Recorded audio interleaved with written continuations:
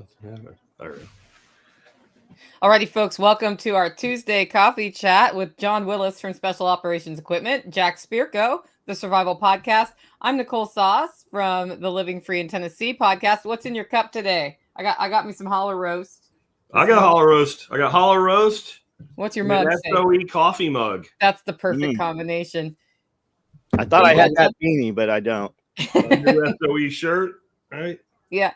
I love that one. Yeah, that was a good one, John. I spread missing information for those on the audio. You see my tinfoil hat? I see your blindfold. That's the t-shirt of the day for me. What do you got on there, John?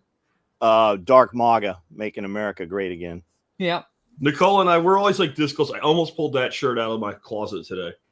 That exact one. The only reason that missing information isn't on today is it was literally wet in the washing machine being washed. And I was like, where's that shirt? And I was like, oh. Okay. It's not clean. It's not a wet t-shirt day on the Tuesday Live, so okay. You know what you've done now. I do. That's gonna be a meme now. Wet t-shirts. And what we'll do is when they fuck with us enough, I'll do it. I mean, I don't know that the point of a black wet t-shirt is the same. Yeah. No. Yeah. No. That'd be disappointing. Like, do the young kids do that now? Though, like that was a thing in the '80s, but in the '70s. But is it a thing now? It was. I don't think it is. I don't know. I haven't been to a bar since the '90s, but it was still a thing in the '90s, like the early '90s. It was still a big thing in like biker bars and shit like that. Okay. It might still be. We're just not attending any longer. We don't go to those places, right? Yeah, I really had fun at Jack's workshop when somebody brought up a movie. Because I'm like, name a movie. They name a movie. And then I'm like, okay, tell me what it's about. They're like, well, haven't you seen it? And I'm like, no, I don't watch things anymore. No. When you start a business, you get to the point, like I've gotten to a point, I just don't watch things because that takes hours. John multitasks, I think. I've listened to things. Yeah. Girls Gone Wild. That's another reference from. Just think of how like we have so many entrepreneurial opportunities today, but think of all the opportunities that were actually also destroyed by the internet. Because that was, for those that are younger out there listening, there were these DVDs called Girls Gone Wild of like girls just acting up and doing crazy shit and flashing and all. And like, you couldn't sell those DVDs today. I don't know if you can sell DVDs today. I mean, but like that was, that whole Blockbuster, right? Like, when I was a kid, like we used to cruise these towns, like hanging out, like you had to only go around 3 times for the cops would bust you. So we went around 3 times and then went to the Blockbuster parking lot for like 10 minutes and then did it again. So they'd leave. They do it here. It happens. Yeah. It's those broke back trucks that are squatted. Yeah. No, we just had like Monte Carlos and shit back then. And ours all say, they have stickers that say locally hated. Locally hated. Yeah. That's something to strive for sure. There's a company out there. There's a company called Assholes Gone Wild, and they still do kind of that Girls Gone Wild type stuff, but they've merchandised it into merch. And if you watch their business plan, a lot of people will not like the business, but if you watch how they do business, they move a ton of merchandise. I think you mean Assholes Live Forever. Yes, you're right. Yeah, because my nephew's like best friends with that dude that runs that company. Yep, that's them. Yep. Yeah, if you run a business, you're starting a business, look at their business model. That dude makes so much fucking money. Yes. It's just selling random crap. Like Nick's with the nephew I'm talking about. He gave me a shirt. It was the FAFO thing with the graph on it. And that's all it was. And this dude sold like fucking thousands of those things. Yeah. I love having the FAFO conversations because we've shortened it to "you're about to FO." Yeah, or just FAFO. Yeah, FAFO. FAFO. What does that mean? You're fixing to find out. You're fixing to find out. I just gave you half the equation. If you'd stop FAing, maybe you wouldn't FO. Well, that comes from the time of the original cell phones, like the flip phones, where we had to. Type each letter, and so everything was shortened to a series of letters, and people had to figure out what it meant. Are these called cell phones still? Oh, smartphones or whatever. I don't even know. Like, mobile electronic devices. Yeah. Well, you'll never have a computer in your pocket or a calculator in your pocket. I heard something a few months ago, like 95% of US citizens do not own a laptop. Like everything is on this. And man, you go to do certain things on platforms, you can't do them on the laptop. But then when you really need to do some security stuff or your stuff's been hacked, you have to do it on a laptop. Yeah, my son's in his 30s and he just got like the family's first laptop like 3 weeks ago. He's emailing me about all these different laptops and going, which one should I get? And I'm like, I don't know. What do you have now? He's like, we don't have one. Yeah.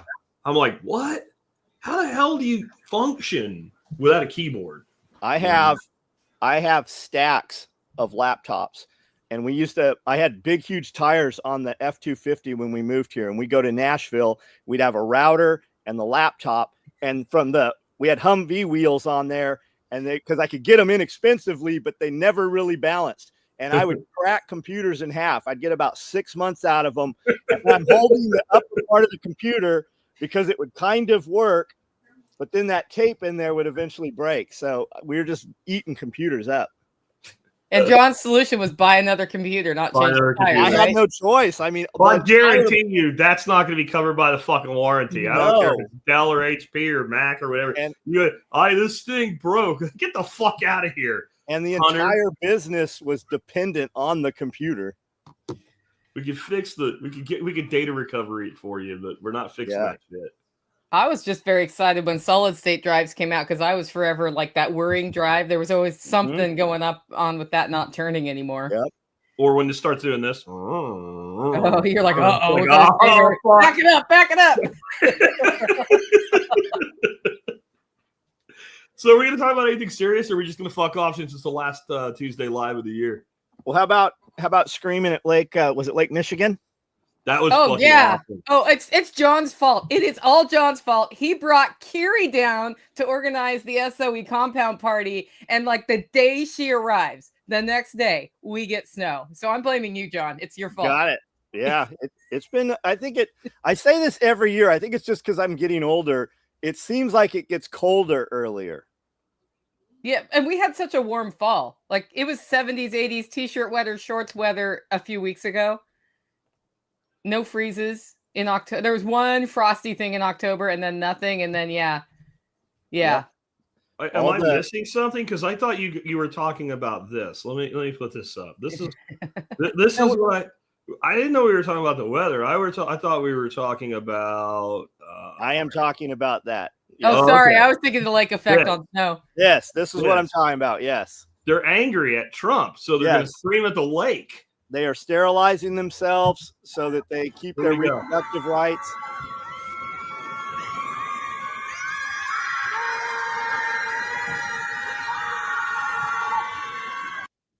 That's my first post-election screaming video. That's the first one. I have avoided them the whole time until now. Jack did it. This is not... Well, you know what? You deserved it because I got screwed. I made 2 years in a row without hearing that stupid... Last Christmas song by Wham. That's a game. You try to get through the whole Christmas season, and freaking Dorothy played it on Wednesday. I'm like, God damn it. I had a 2-year streak running, so now you have to listen to screaming crazy people. What I loved about that I just played, RT posted that.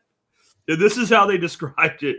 A group of Wisconsin women and their simps unleashed the fury of 1,000 Karens in a collectivist screamathon at Lake Michigan, venting their frustration at Trump's victory and general existence.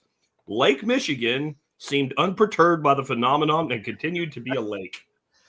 That needs to be a thing at every event where we get everybody together to scream, because we can get them to do it, get them all in one place, and then get a good drone shot so you see how many people are present.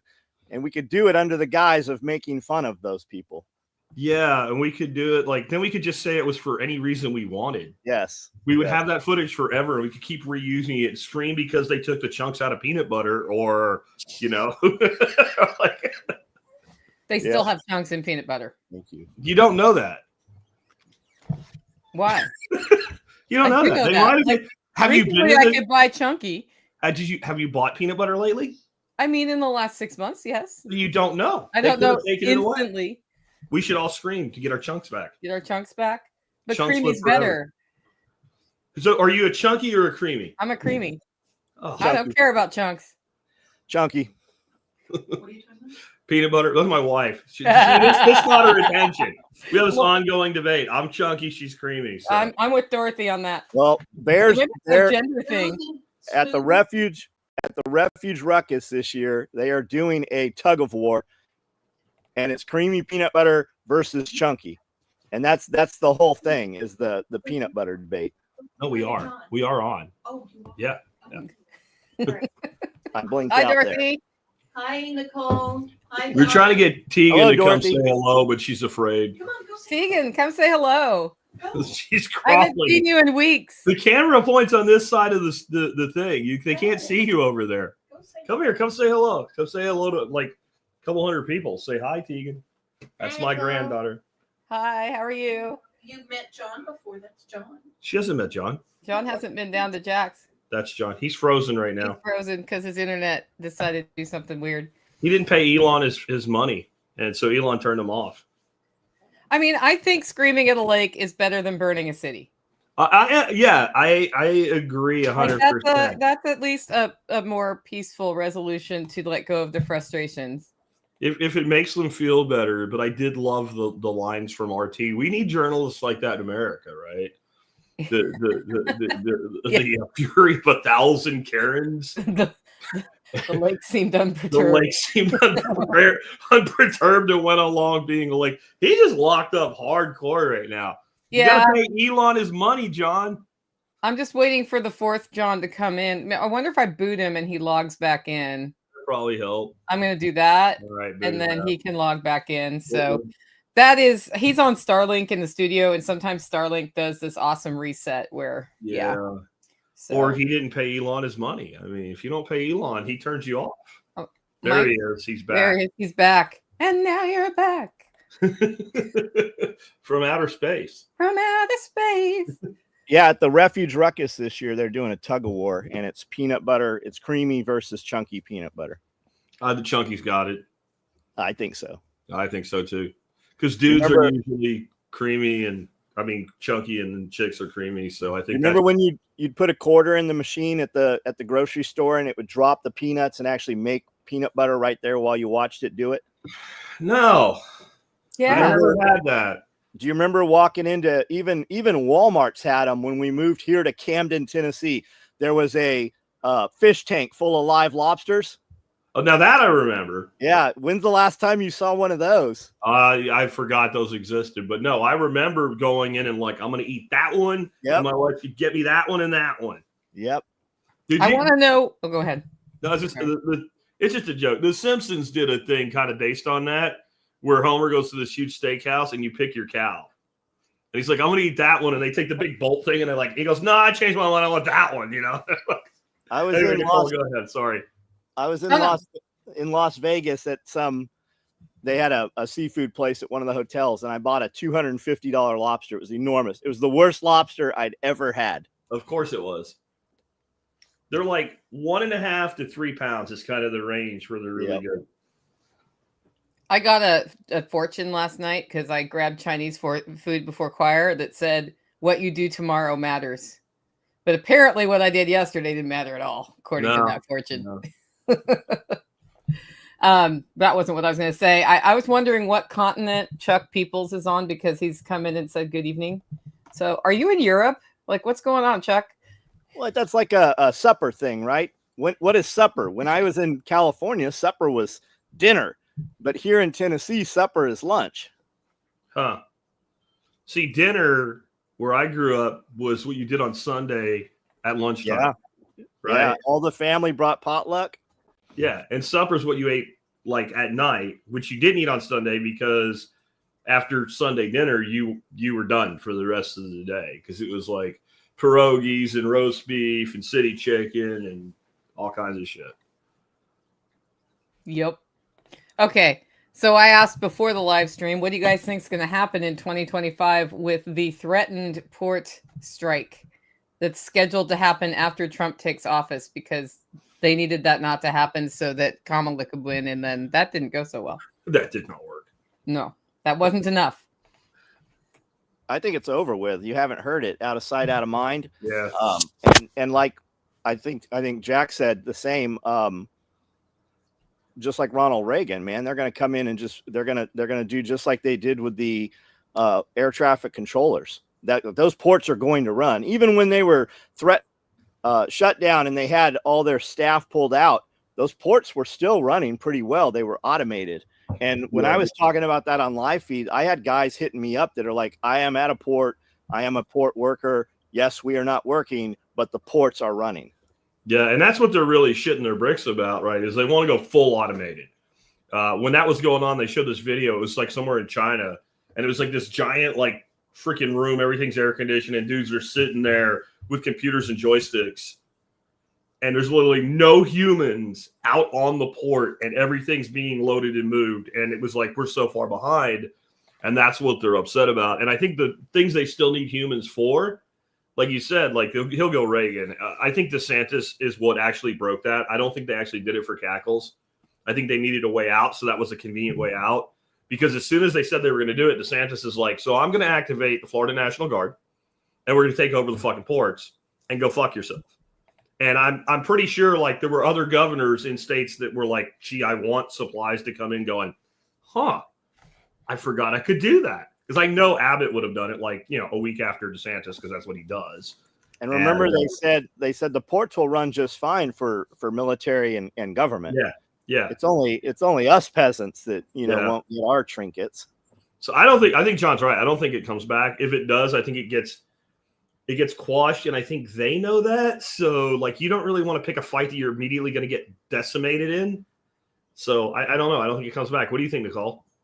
I don't think so. And coffee prices are reflecting that. Like for a brief moment, they went up. Yeah. And then they came back down. Although there are other reasons they may go up because of certain unrest in different places of the world. And there are other port disruptions happening for different reasons right now. But the coffee market does predict what people think is happening with trade. Yeah. Think about this too. Like I heard Alex Hermosi the other day said, if you could take 30 days and spend no money in 30 days, and the only money you spent was at like a discount food store, that's the only food you bought. You didn't eat out. You bought nothing for 30 days. Yeah. If Walmart stopped carrying bullshit, look at the shopping carts when you're at Walmart, to include my shopping cart if I'm ever at a store. How much stuff in there do I have to have versus an impulse buy versus it adds to my life? Most of the stuff that people buy, they don't have to have. And if you went 30 days without actually spending money on stuff you didn't have to have, your bank account might look very different every month for the rest of that year. And that would be very dangerous for all those stores to have that happen as well.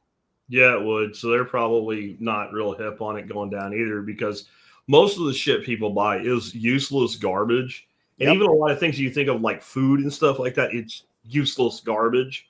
Yep. If you want to weep for your nation, go to Walmart on a day like after government checks are cut, and just walk around in a Walmart, or like 3:00 in the afternoon when you would think people would have jobs and be working. And the sickness, the sadness, the depression, and then the food that you see these people in their cart with, like you just look at it and go, damn, how do we get here? How do we get here? And I mean, I'm all for the low carb life and all, but I keep saying something else is wrong. I just mentioned Sunday dinner that we used to have. My family, we ate, there wasn't a carb we didn't eat. Like Ukrainians make freaking potatoes into everything. Potato pancakes, pierogies, etc. Somebody here, Hunter, asked what city chicken is. There's no chicken in city chicken. It's made with beef and veal, and you put them on little skewers, and then they're rolled in like a flour mixture, and then it's baked. And it's fucking delicious. We ate cheese soup thickened with flour, and like none of us were fat. Yeah. Same. Bacon went in fucking everything. There was not a drop of bacon grease that my grandmother let go in the garbage without saving it and reusing it at least once. Like, but we also lived on like vegetables from our garden, deer off the mountain, fish out of the streams and the lakes. Like, and literally nobody in my family was fat. I would say there might have been some people a little bit chunky, but nobody was fat. And now everybody's fucking fat. The carbohydrate metabolisms are much broken now, Ashley. Yeah. Is that it, or is it the corn syrup and the other poisons that have actually, if we removed the poisons and we went to ingredients that we could pronounce and actually knew. Like Salatin says, hey, can you take me out here in this garden and show me where you grow your MSG at? Yeah. So if I can actually do that. I can just by nature of a smaller family unit happening on Sunday, if you cook a pie and you only eat a quarter of that pie with your family, you have 3/4 left to eat. Yeah. So I think also we had a tendency to eat like that was a treat, and then it would be mostly gone when you had 12 people around the table. Yeah, 12 people eat 1/12 of a pie each. I see what you're saying. Like if you do it with like 4 people, then there's half a fucking pie sitting there, and it's 7:30 at night, and you're hungry. So what do? You eat half of a quarter of a fucking pie. Plus, what did you and your cousins and nephews and stuff do? You were sent outside to run around. Oh, we beat the shit out of each other. Yeah, there was no like MTV was just starting.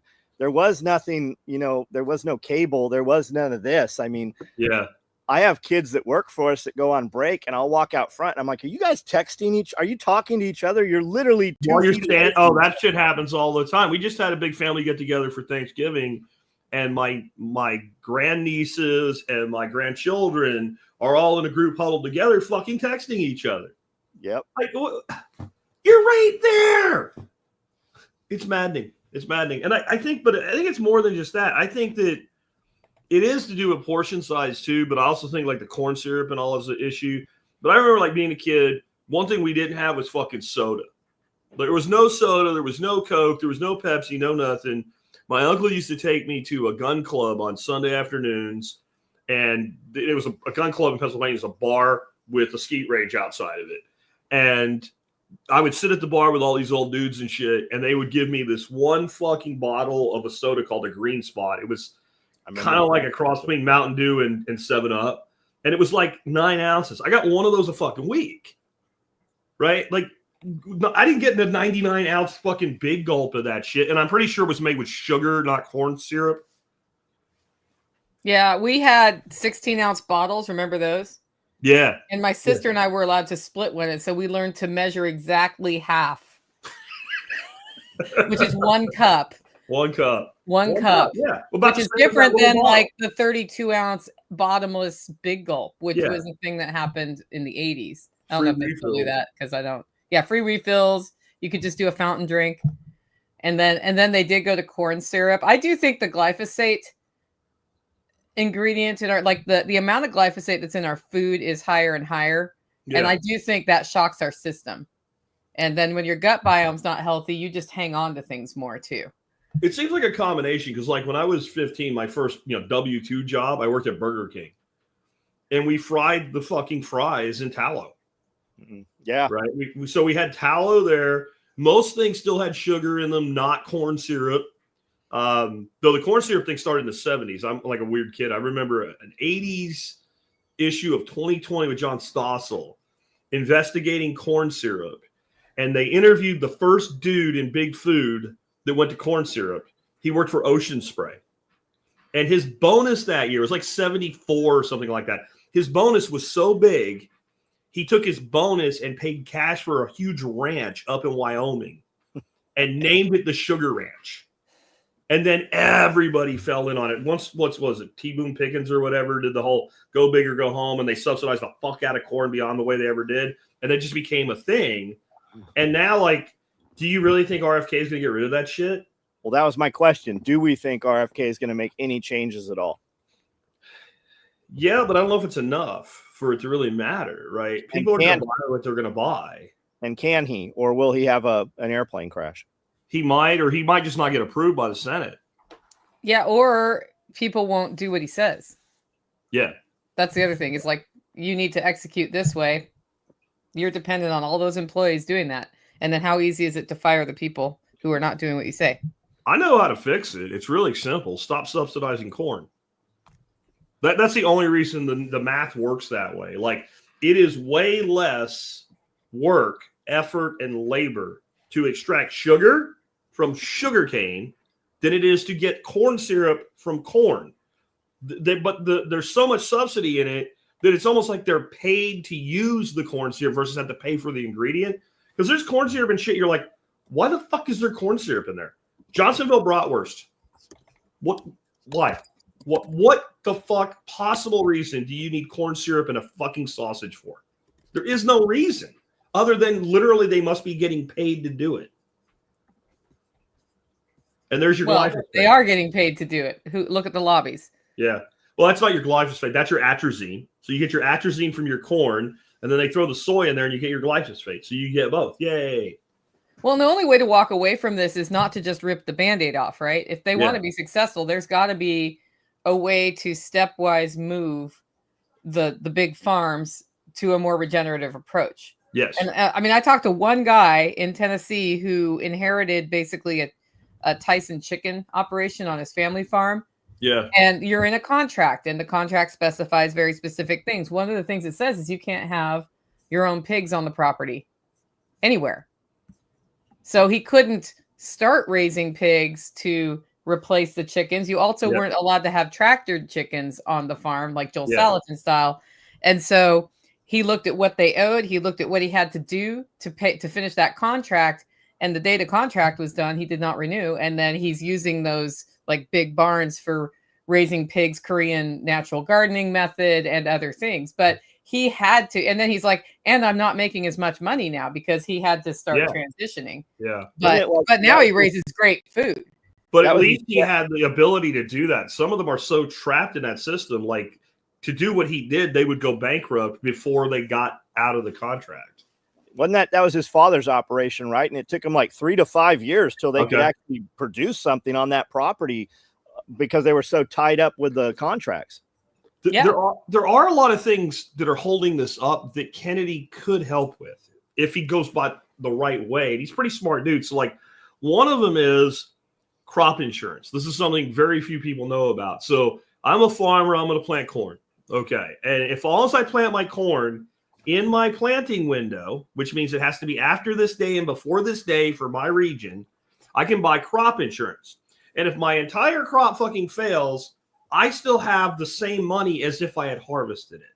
Yep. It's okay. And that's a pretty good, like we have car insurance because wrecks happen and then you can't afford, $80,000 for a new pickup truck when you got in a wreck and you still owe 60 on the last one. So that's the situation to think of, except we're talking millions instead of tens of thousands of dollars here. Well, if you say, well, I'm going to do like strip rows where I'm going to have a row of corn and an open row to graze and a row of corn and an open row to graze, you can't get fucking crop insurance. They won't sell it to you. Like, so this whole stock cropping model falls apart. If you say, well, I want to plant my corn a little bit earlier because, whatever reasons you have, like you did cover cropping, your field isn't too wet, your machinery could actually get out there and not sink, but you planted too early, no crop insurance, right? Like, or you couldn't plant because it was too wet. So you wait till it dries up and you plant it, no crop insurance. So you go plant when you shouldn't because you'd rather have the guarantee than the risk. That's just one thing that is totally fucked up. And that is not the insurance companies holding their nose and saying we won't do it. That's the government's regulations combining and incentivizing them to make that decision. The other thing is, and you guys know this well, you grow meat. Great. You've raised meat. Where's it going to get processed? Yep. How fucking hard is it? So if you took the crop insurance issue and said, look, you can insure the amount of corn that the guy plants, right? So we've got 500 acres, whatever, but only 200 is in corn. You insure 200 fucking acres, and that's fine. That's okay. And the government support of those insurance companies, that's how they do it. They're subsidized too. That alone would fix that first problem. And the second is remove all these goddamn federal roadblocks to creating slaughter and processing facilities. Like, let people actually process protein, and you'll see an explosion of this. How many people out there want to do this? They don't want to be I don't want to be in a processing business. So I can raise 2,000, 2,500 chickens a year on this property. It'd be good for the property. What do I fucking do with them when I'm done? How do I get rid of them?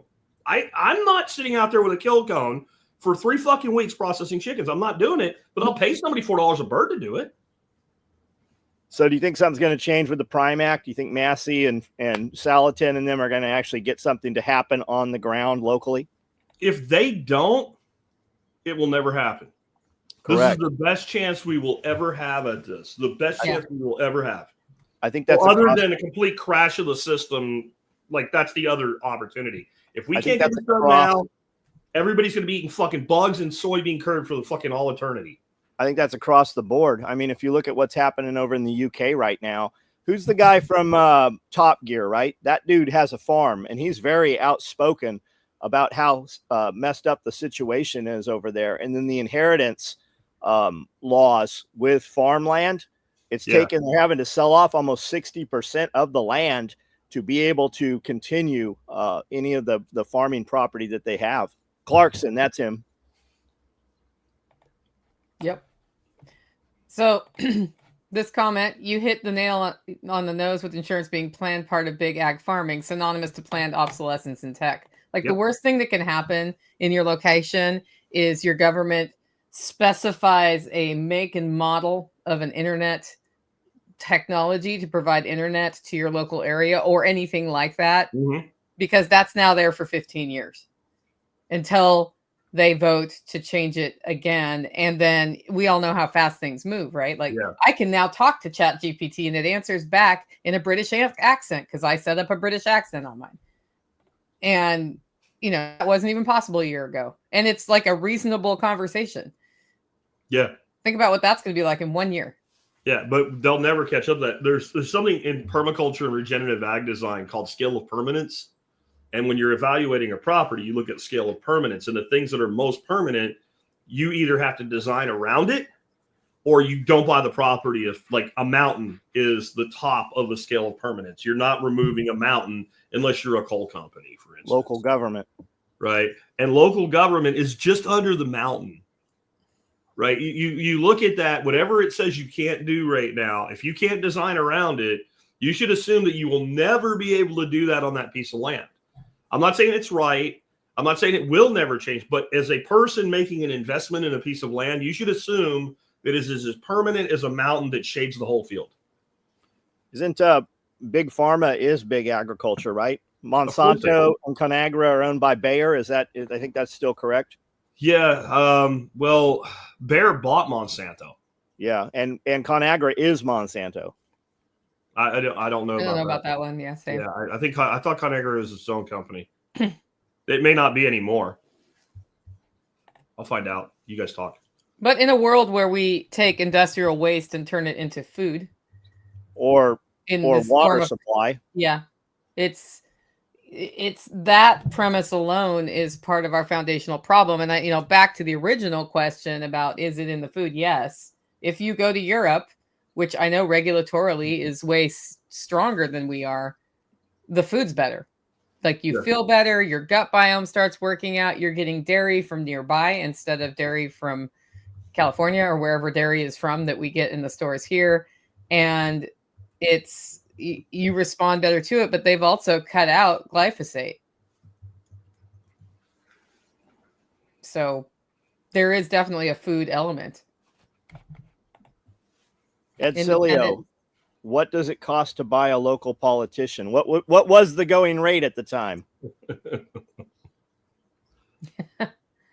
We always said there needs to be a lobbyist for the freedom people, but every time they try to do that, we get stuck in the libertarians like to fight with each other about specific things, and so it falls apart. Well, libertarians not only fight over stupid things that they mostly agree on, they fight over stupid things they mostly agree on that aren't going to fucking happen anyway. Like Chase Oliver getting elected president. Like, that's just not going to happen. So why are we fighting about it? That's like, I think that rain should be pink. Fucking cool. But it's not going to happen. So why are we arguing about it? Well, I'm not going to be for school vouchers where the money follows the child to whichever school in the state, because it's not just getting rid of the entire educational system. That's the kind of argument you end up having. Yeah. I like Bob Lester's answer.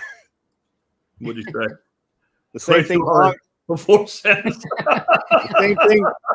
The Congress critters, man, when they were in there and they're like, when it dawned on him when they said that the civilian populace needs military armament, and he said, "Are they talking about using that on us?" And he had that look of disbelief, McGonnell or whoever. Yeah. I mean, there are bullet holes in the Tennessee Capitol building from situations that arose in session. What was the town that was super corrupt when the World War II vets came back? And when they came in, they found there was a lot of prostitution and just corruption. And the vets took that town over and had a huge gunfight and actually killed a bunch of the sheriff deputies and such. Do no, but I need to know about this. This sounds like this is a good story. Yeah, somebody will type it out here. We were talking about it. Athens, Tennessee. Tim Riley actually knows a lady. Tim told me that he knows he has a customer, and she said, "I remember my father grabbing his rifle and walking out the door that night." There's a movie about it from 1992 called An American Story. Yeah, Battle of Athens. That's it. Yeah, McMinn County. I'm just sending myself an email that says that so I don't forget it, because that sounds like an episode waiting to happen. It's a great story, Jack. I'd love. I knew about the Bullhead Wars, but I didn't know about that. Yeah, I'd love for you to find someone and interview them on that. Yeah, you don't mess with veterans even today. When they choose to do something, it's like they can execute. Why do you think they're listed as a domestic terrorism threat? Yeah, and red flag laws and such. Yeah, veterans. This this is not new. The governments understand this. So like the Roman legions, when they would come back and the legions would retire, they would literally give them farmland, and not like on the edge of Rome, like fucking over here, like up at the foothills of the fucking Italian. Like, get the fuck out of here. Here's 10 acres. Go grow cabbages. And it actually worked really well because, one, they weren't in town fucking people up, so the politicians could do their corrupt shit. But, like, you know, if you think about warfare today, like, think about a battle where you go on a campaign for 2 years and everybody that you kill with a sword or a club or a shield or a spear. Like, PTSD, like, should have been through the fucking roof with these guys, but they kind of went back to their shit and they went on with their life because they had a purpose. There was one of the emperors that retired, and he said when he grew 2 cabbages, I accomplished more with these than I did in all the time that I was the Caesar. I mean, so like growing food seems like something we should all be doing. I'm just saying. Yeah, the French Legionnaire, the Legion's not allowed in France still. No. Yeah. Well, a Foreign Legion is like, you come in, you join, we train your ass in Northern Africa, and you go to all the shit that we don't want to send our own people to. Yep, like, they send them out to get blooded right away. Yeah, your purpose is to die. I heard something Mike Glover was talking about current PTSD. He said, and they said, 90% of the troops that deploy don't actually leave the wire. They're support dudes, and they don't actually see any combat, but they come back, and our PTSD rates are like 60 to 75%. It's a different time. And then you have all the, the counseling that drags it out, and then the pharmaceuticals and such. Well, they don't handle the counseling well at the VA, which is not a surprise. Like I've had that one up close and personal with Tactical, where he had to just find his own psychologist and pay him because what they were offering there wasn't, they just wanted to drug him. Yep. And he was like, I'm willing to consider it with a professional, but they wouldn't let him sit and talk to somebody. And it took 6 months. And finally I'm like, just pay your own person. And that's worked for him. Well, I think a lot of it's pharmaceutical experiments, right? Yeah. That's the whole thing with the VA, is to get you to come back in, check that blood work, and see what those chemicals that they were vaccinated with or given over time. They need to continue to test that blood work and see what it's doing. Yeah, and what it's not doing is solving the problem. I wonder how many of those guys who came back really did have PTSD, but because they had to also work and pay the bills, and like you had to come up and do something to survive, they just pushed it down. They stayed busy, right? They had a purpose and a cause. And now a lot of times what did they leave here? They didn't really leave much when they left, and they come back and there's not really much here. There's not the family. There's not the support system. There's not a purpose. There's not a need. A lot of them went over, and that was the mission. That was what they did for 6, 12 years or whatever. And they come back to what? When they left, they were young. Now they come back and they have, you're supposed to have this framework of responsibility, and it's not present. They just don't get into the right groups, and they're not funneled into any group. Yeah. But I think Jack's point of the guys also traveled back on the boat together and could process before they got here. I think that makes a big difference rather than, well, you're back. There's your family. Yeah, there was an old Vietnam War movie that talked about that. And I read an article about it years ago, how like guys who went to World War II, they were on that ship for weeks on the way home, surrounded by people that dealt with the shit that they dealt with. and they had time to decompress.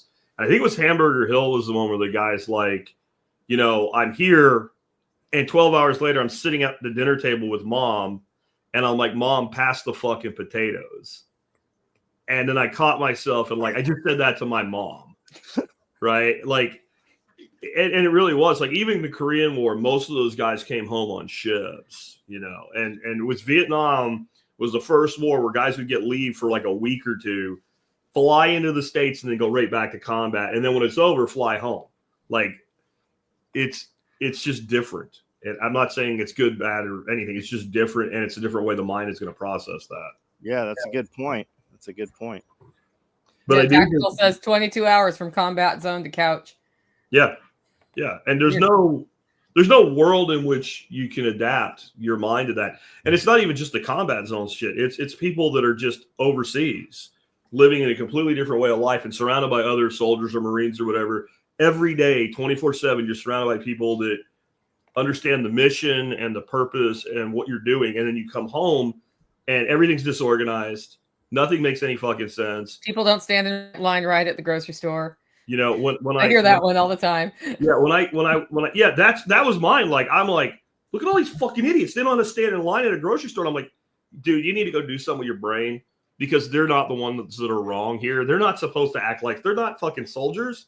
They're not supposed to stand in a line right and leave a break for because literally you go to a commissary on a military base.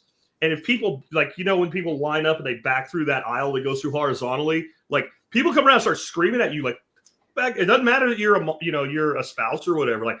Open it up. Do not. We will literally say we will ban you from shopping here if you do not follow procedure. So you deal with that for 3 or 4 years, and then you come home and everybody's just randomly doing whatever the fuck they want, and it's fucked up. You don't have time to let that kind of process. The other thing is there was a very clear win for World War II. So you come back victorious. Yeah.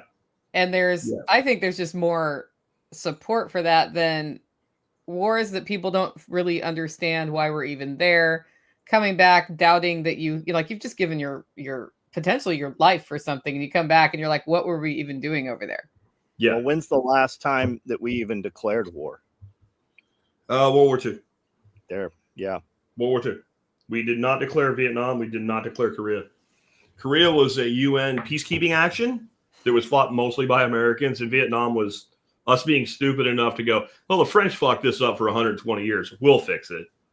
I mean, that if you want to sum up the Vietnam conflict, that's the entire thing. The French fucked this up for over a century, but we're America, so we can fix it to stop domino theory. Okay, here's a question from Builder of Castles. Soonish, no one will take the dollar, and we have a lot of military men all over the world. How do we get them home when no one will sell airline tickets to them? Yeah, that's not your problem. Don't worry about that. Jack's not going to answer. I'm not going to. That's not a problem. That's not even a thing.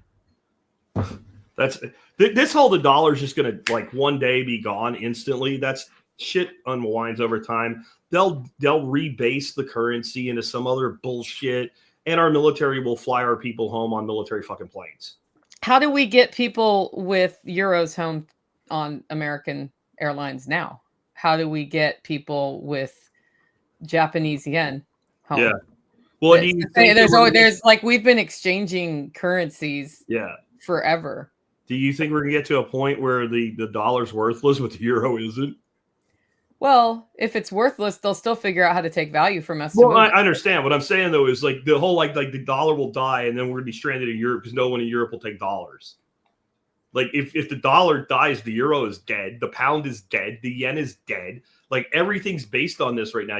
That's why they're shitting their BRICS over BRICS, because the BRICS actually establishes a different reserve currency standard that works. I'm not saying they will, but if they do, then we have a real problem. Because the reason that that our dollar holds value right now is not because of the full faith and credit of the United States. It's because we have 11 fucking aircraft carriers that can wipe out fucking almost every coastal city in a couple weeks. It's because we have submarines with friggin' nukes that could wipe out half the planet in a matter of hours. It is a blue water navy that enforces America's will across the world that holds value in the dollar, because what's your alternative? What is the alternative? What currency, and not crypto, not gold, right?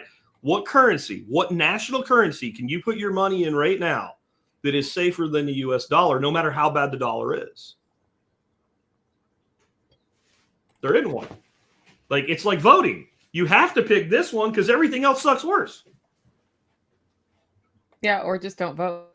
Or don't vote, right? And that's barter economy. But all of us were in secure states for that. Like, if you were in a swing state, would you have voted this last election? Jack? I wouldn't have. Yeah. John? I wouldn't have. No. I'm just done with that game. Like, and I understand people that do. I don't have nothing. I can't believe you hate people about my wife votes. I don't hate my wife, right?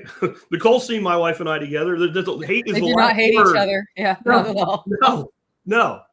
No. Right? I don't do that. The same way that maybe if you are of a certain religion, I don't practice your religion because I don't believe in what you believe in. It doesn't mean that I can't, as a commentarist, look at it and say, of these two options, here's the good and the bad of this one, and here's the good and the bad of that one. And it just so happened this time around that like the worst one like had nothing going for it. Like all these people still like just losing their shit about Orange Man and libertarians not voting for Chase Oliver. I'm like, what is your alternative? Like, I don't have to give you an alternative because my alternative is I don't play this game. But since you do, what is your alternative? And then they get really mad and they turn red and they yell because they don't have an answer. You know, builder of castles, like if the US dollar is collapsing and the concern is getting service people abroad home, do you have a service person abroad? And what are you putting your money into if it's not US dollars? Like, do you spend your entire income every month and you just buy what, 2x4 lumber, or like where do you keep your money? Is your money not in US dollars? Do you just put it all into Bitcoin right away? Like, where's your money at if that's the concern? I'm not saying you. I mean, I know I see you on here. I have no idea who you are though. But generally, people having that conversation, they have no money. Like people are always, every time somebody tells me, "Man, I bet you to wish you sold Bitcoin," they don't ever have. Nor do they have Bitcoin. They don't have any dollars either. Well, I love the ones that are like, "It's Bitcoin, stupid man. You should be investing in gold." How much gold do you have? They have fucking no gold. They have no gold. They have no money. They have no silver. They have absolutely fucking nothing. And they want to tell you what to do with your money. And that's what it's like. People are constantly like, how should I buy silver? Well, how much silver are you buying? Until you're buying $50,000 worth of silver, it doesn't matter how you buy silver. Buy the ones with the picture on them that you like. The real answer is buy ASEs. Go to the fucking pawn shop and buy whatever they have and shut up. Like, and when you go to the pawn shop, all the time, and I get that exact question, John. Where should I buy my silver? I want to make the best deal possible. And I just email back before I even answer. How much silver do you want to buy? And they want to buy like $100. $500. It doesn't matter. JM Bullion, like up into 150, I'll ship it for free. My son Cody and I drove to every pawn shop we could hit from here to Nashville. We found 2 pawn shops. Most of them laughed at us. I'm like, "Hey, do you have any silver for sale?" They're like, "We don't sell silver." I go, "What?" They go, "We buy it. We don't sell it." They just retain it because they're not paying the spot on that. When they sell it, that just goes into a safe someplace. People hold all that shit. So what do they do with it eventually? Do they just like their heirs inherit it, or do they speculate and they buy, and when it goes to a real high, then they just dump it on the market? Yeah, I don't know what they do with it. I mean, I wouldn't mind having a couple of giant gun safes full of silver. Yeah.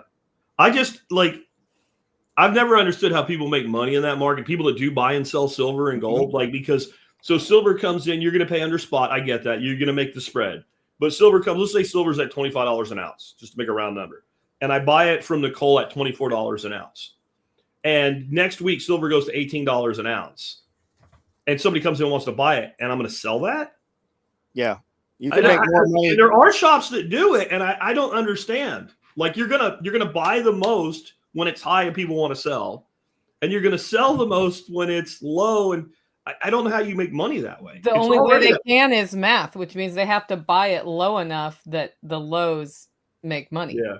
Which means you're not getting anywhere that close to spot when you sell it.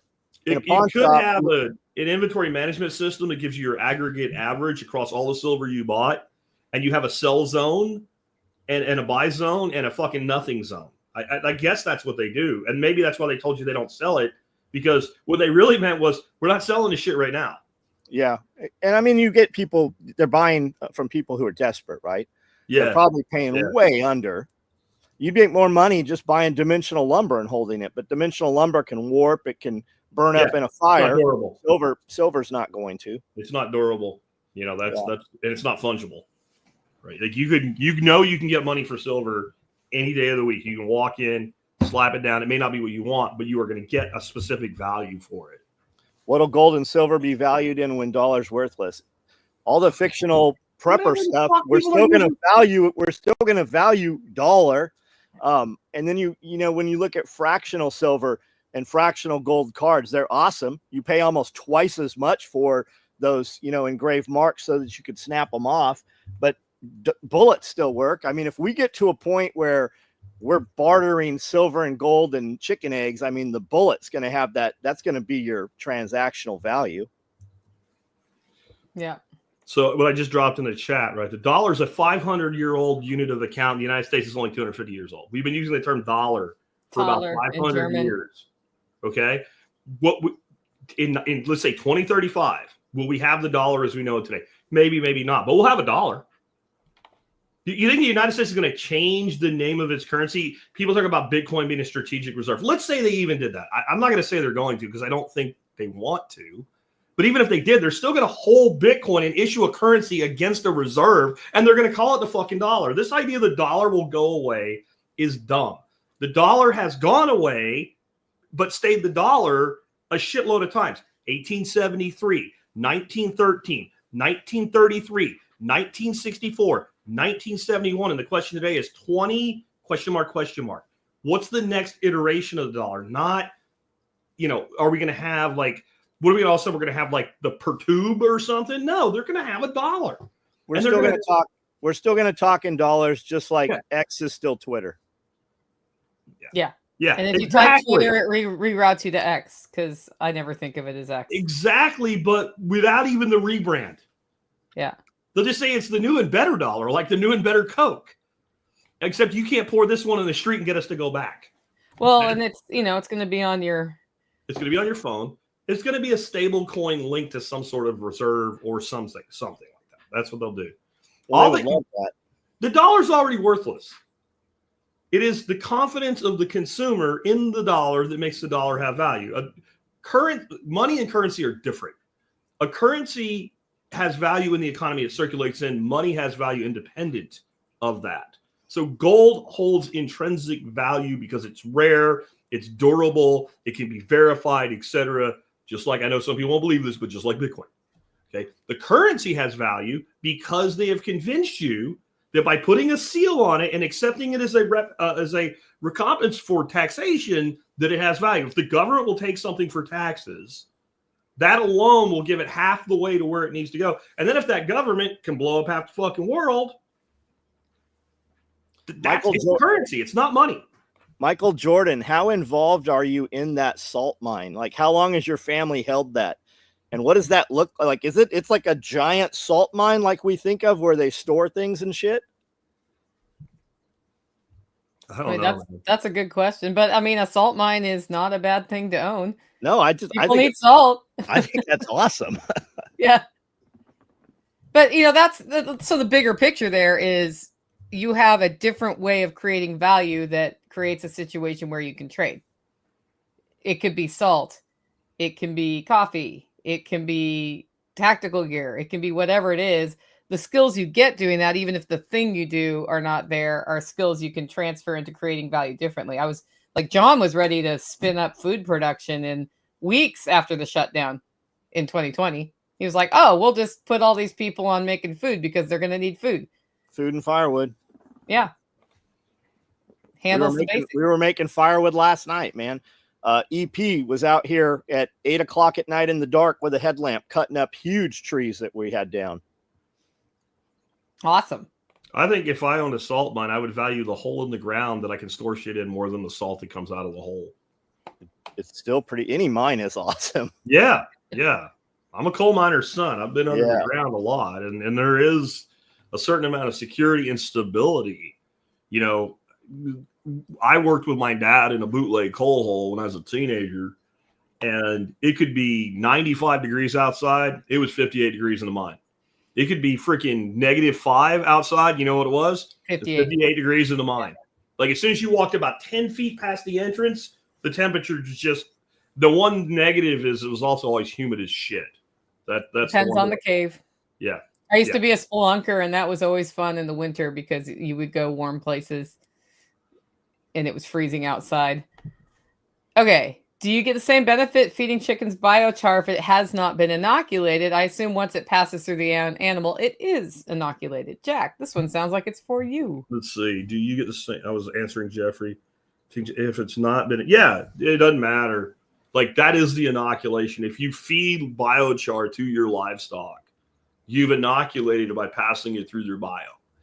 And so my philosophy with biochar is to put it as high in the system as you can and let it work its way down. Just like we teach people, if you're designing water on a property with permaculture, put your first pond as high as you can practically hold it in the landscape because you're fighting entropy. So I want my biochar in my manure cycle, whether it goes through the animal or just in the bedding. I want it there first. That's going to put it at about a year before it goes into compost. And then my compost is going to like handle it for about a year before it goes in the garden. So at that point, it's performed multiple functions. There's other ways you can do it too that have like other co-benefits. Like if you're storing food in the tray you put your food in, lay down a layer of biochar and put your food on top of it. It'll last longer. And all of the off-gassing of the food that it absorbs will inoculate it if you want to put, and then take it and put it in your manure system and always put it up as high as you can and let it kind of ping down. And then the difference with the entropy thing is there is no entropy with biochar if you do it right for the sake of a human lifetime. Because once it's in your soil, it's there forever. Can biochar be fed to dogs? Yes, I feed my dogs twice a week. I give them a tablespoon in their food, finely ground like my fines. I take it about once a week myself. Yeah, it can be fed to anybody. Yeah, the one thing with biochar is it does pick shit up. So if you're going to use it for consumption, that should be processed right away and sealed up because you have no idea what it's going to pick up out of the air, right? And then the other thing is if you are on any medications, herbal or conventional, you want to separate when you ingest charcoal from that medication by at least 12 hours. If you take a pharmaceutical and biochar at the same time, you'll get almost no pharmacological effect because it will immediately start absorbing that. Now, there's people that market this as like, it'll detoxify your whole body. Bullshit. It will not. It can only operate in the digestive tract. It has to come into physical contact with the things that it adsorbs, not absorbs. Absorb is liquid. Adsorb is its paramagnetic and its charge properties to actually cause things to stick to it. And that's what happens. That's why every hospital has shitloads of activated carbon.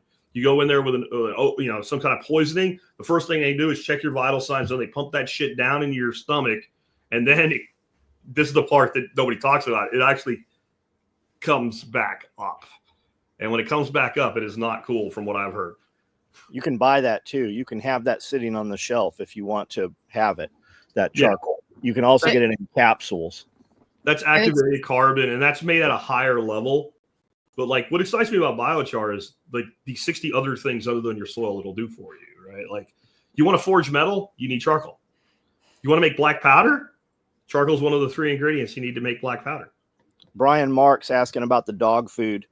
The guy I get my dogs from, he used Purina Pro Plan puppy chow. We feed that to our dogs when we feed kibble. It went from $50 to $97 a bag currently. It was a 50-pound bag. It's now $47. We have dogs that are upwards of 200 pounds. They perform. I still feed puppy chow to 3-year-old dogs. They move. I gave puppy chow when we were feeding the puppies. My very old Pyrenees dogs started eating that, and you'd see them hopping around, man. They acted like they were 2 or 3 years younger. We also feed whole rabbit, and I feed whole chicken. Bone in, raw, just dead chicken. You could buy it at the grocery store. If you're feeding in the house, you're probably not going to want to do any of that if that's a house dog. But if you have a big outside yard, we just give them whole entire rabbits or whole entire chickens, feathers and all. It cleans them right out. Joel Ryle, same thing. He said when you feed them chickens with the feathers, it just cleans that. It corkscrews out through the system. cleans them all the way out.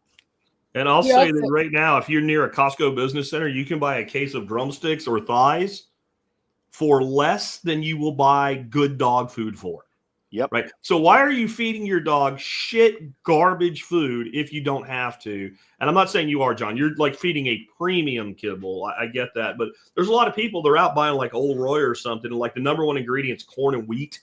Your dog is not supposed to eat corn and wheat. And you could be feeding your dog a protein and fat and, bone and marrow and cartilage diet for less money. That's it's one thing if it was really cheap to feed them dog food, but it's not. It used to be. Now it's not.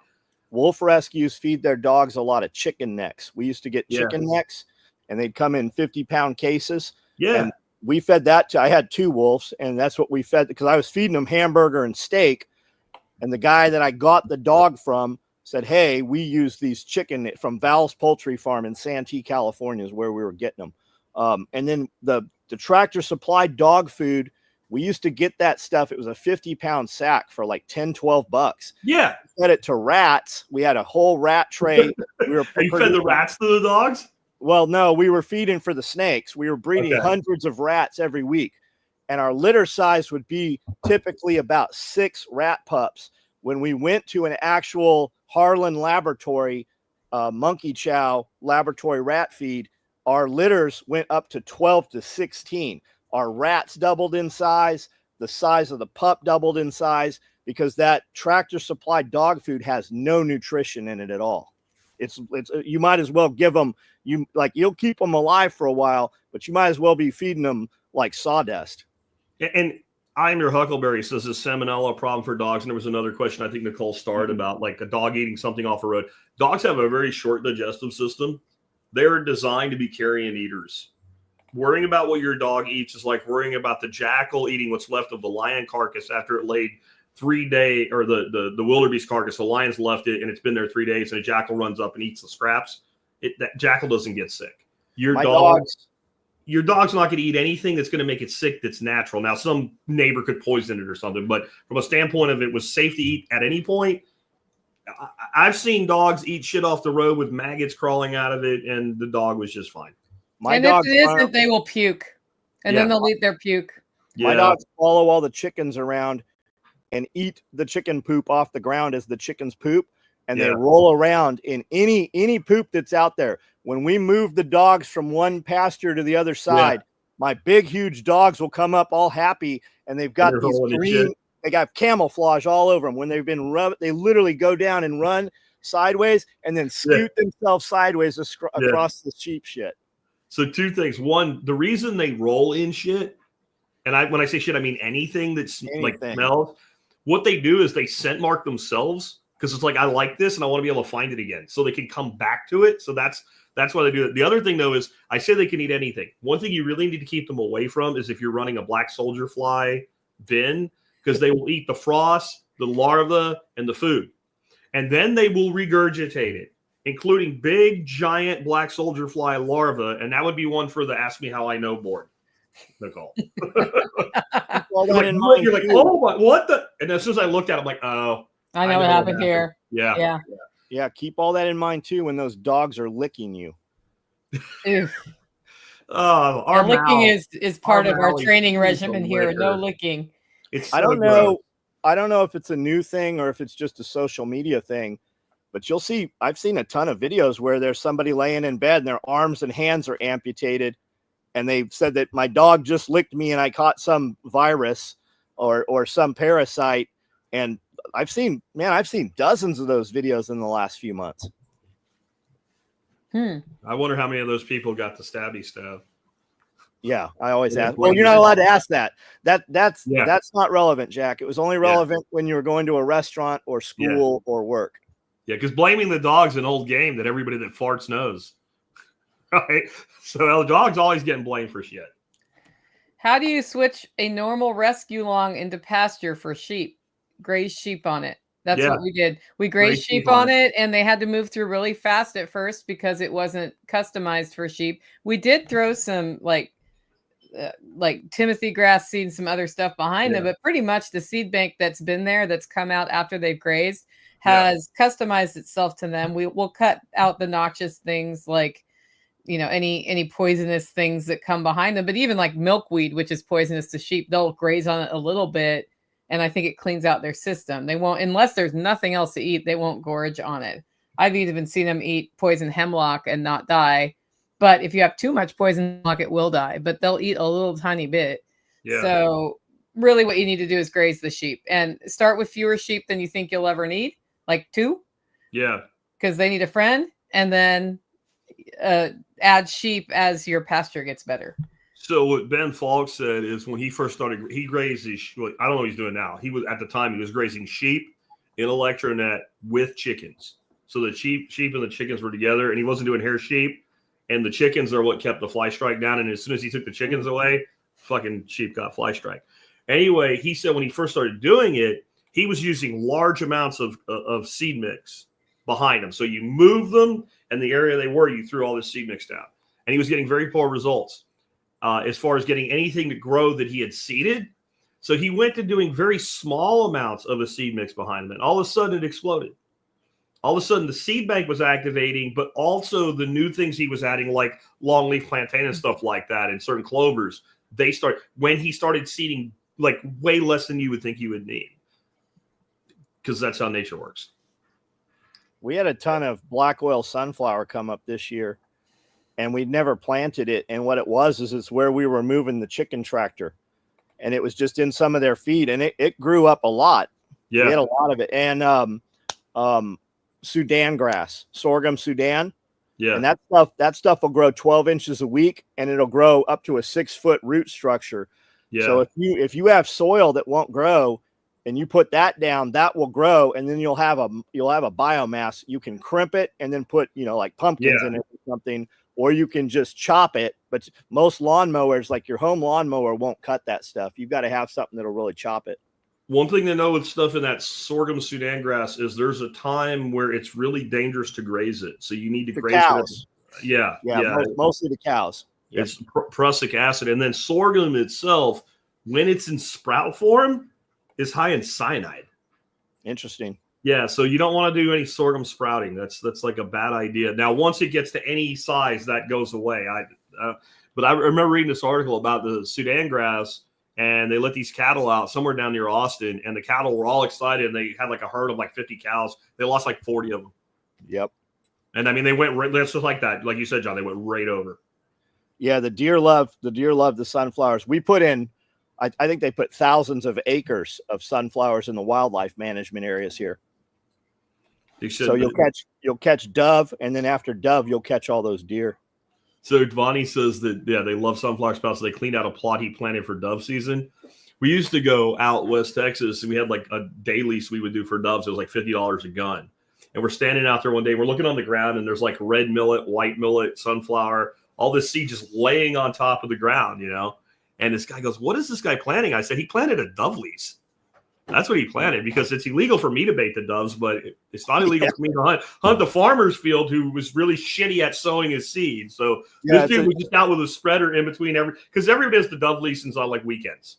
So you go out, you camp on Friday night, you drink too much alcohol, smoke cigars and bullshit, and you go out and you hunt Saturday and you drive home Saturday night, and it's a good little getaway. Well, all this dude was doing is just running his spreader every middle of the week. And man, doves, like people talk about going to Argentina to hunt doves. A place like that, I can't see it being any better. Like everybody limited out. We would play the game where we limit out twice. You go out in the morning and you shoot a limit and you come back home. We literally ate all the doves. There's no doves left. Like 12 doves a man. And then you go back, shoot another limit, and take them home. So it goes to show you that animals will eat. It's not good for them. Don't use it as a guide for what you can eat. Also, their digestive systems are different than ours. So the animal you should look to decide what you can eat safely are other humans. Other humans. Not even primates, man. Like, not even pigs. A gorilla eats. Yeah. People make that argument. Gorillas don't eat meat, and they're all jacked and all. Yeah, go eat the fibers out of the inside of a banana freaking plant and see if you can live on that, because a gorilla can. Gorillas do eat meat, as do chimpanzees. Chimpanzees are way worse about it than gorillas. Chimpanzees go out on fucking hunting trips and like kill smaller monkeys and shit and like eat them raw like savages. Yeah, just because they don't eat that in the zoo doesn't mean they don't in the wild. Yeah, and if you see an animal that's fat, like for its type, like a hippo's fat, but it's not fat for being a hippo. Yeah. If you see a fat animal, it's eating our garbage or it's in captivity. If you think about it, there's no obese animals in nature, including animals that eat all they want all day long. Because people are like, well, they have to run around. Fucking elephants don't run unless they're pissed at something. They eat nonstop and nothing fucks with them, and they're still not obese because they're eating a proper diet for the species. One you can't eat, by the way, like Nicole's saying. If you want to know what you can eat, you need to look at other humans. Yeah. Somebody said, well, they eat McD's. Well, yeah, so look at the humans who survive on McD's. Yeah. You don't look at like that. Don't eat that. What they eat and the results of eating of what they eat. Yes. Yeah. But back to our earlier conversation, McDonald's wasn't always a terrible place to eat as far as health. It was never great, but I remember, McDonald's in like the late 70s, tallow fries, a decent quality meat on a burger, and they didn't paint the fucking meat patty on the bun. Like there was a quarter pounder actually weighed a quarter pound. And people ate it all the time, and we didn't have an obese nation. I'll bet you could still go to McDonald's at 4:30 in the morning and see a bunch of old men in there having coffee, eating McDonald's. And I'll bet if you follow them, they're farmers or they're doing some kind of blue collar trade. You've still got 70, 80-year-old men. And I'll bet on Sunday they're still going to church, and the family's still meeting up, still doing the thing, right? It's not, we know the food's poison. But when you couple that with this thing and you don't work a physical trade, it's all of that compounded. You could get away with maybe one, but when you add all three together, plus like them old dudes, I'll bet them old dudes aren't going to the doctor every time their nose sniffles either. So they're probably not going to McDonald's every single day. They might be, but that was maybe a once a week thing or once a month when we were young. Yeah, my grandfather was an alcoholic. He chain smoked all the time. He died at like 85, and every day he was at the Carpenters Union playing cards. Yeah. It's that old dude, man. Like you always see like the cigarette thing, man. People weren't dying from cigarettes like they were 100 years ago. It's not the tobacco, it's the shit they're spraying on. I mean, they had asbestos cigarette filters from a company that was putting those out. It's just all the other stuff. Yep.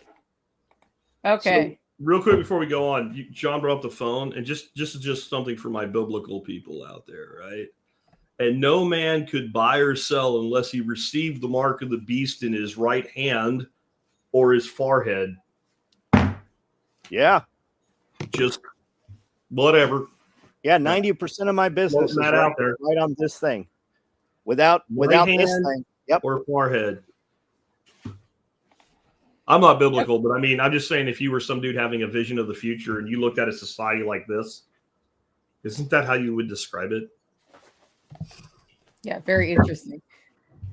Right. Okay, Jack, with you saying the term dollar has been around 500 years, it says the dollar is not a real U.S. currency. See the problem? No, I don't, because the dollar is a concept, not a currency. Correct. It's a name. It's a name. So the original dollar was based on the Spanish piece of 8. And when you read the word dollar in your United States Constitution, that is what they're talking about, is a 1-ounce silver coin minted by Spain, because Spain had the most silver in the world at the time due to their colonization of like southern South America, Argentina, Patagonia. There was massive amounts of silver in there. There were towns down there where everybody was rich, but nobody had anything because everybody had silver, but there was nothing to buy. And that became the de facto global currency. And they call it a piece of 8 because you could literally break it to make it fractional into 8 pieces. That was the dollar. And we didn't even have what we think of as a national currency until the mid-late 1800s. We were using that as the dollar, right? So no, the dollar's not going away in name.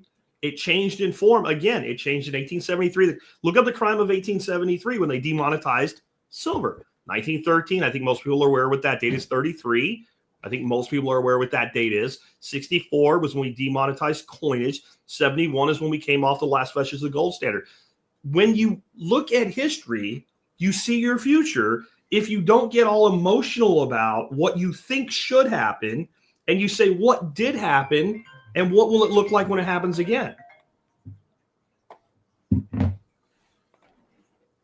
Jack, do you see any new anti-gun legislation during Trump's term with the new AG? Apparently she is anti-firearms. I don't know anything about her.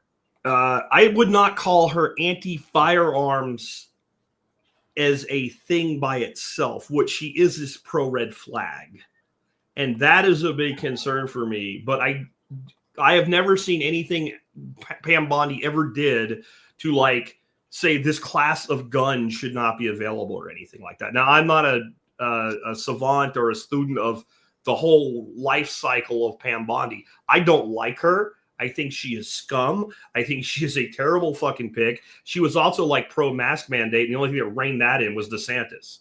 So I don't know. I'm kind of looking at all of Trump's picks and going, I'm hoping, and it's, you know, pessimistic optimism, I guess, cautiously optimistic. I am hoping what he's doing is getting attack dogs and putting them on leashes. I'm really hoping that. But Trump is, you know, Trump's the guy that brought us the fucking bump stock ban.